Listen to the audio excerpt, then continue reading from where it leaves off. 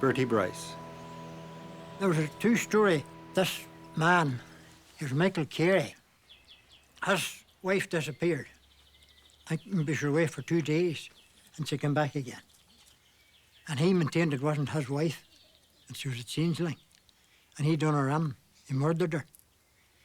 And the police took him up. And he used that as his defence, that it wasn't his wife, that it was a changeling that the fairies had left, and he got off. I mean, that's quite true.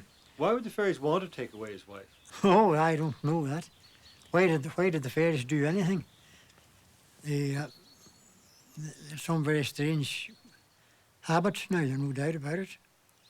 I don't know what they wanted of them.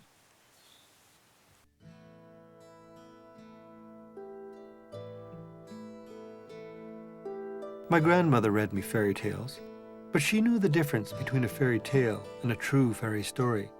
She believed they were real.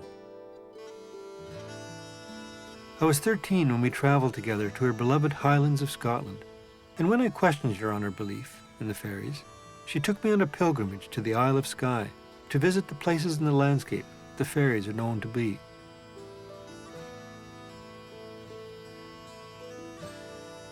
Once you know the Gaelic word for fairy, she, which translates as people of the hill, you can more easily find their haunts. They live in the glens and mountains like Glen Shee or Schiehallion, and underground in the knolls and mounds known as duns.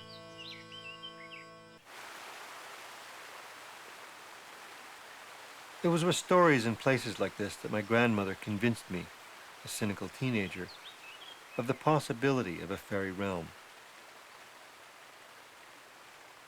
And when you're still and quiet in a place like this, you begin to see and feel a presence, as if you were no longer alone.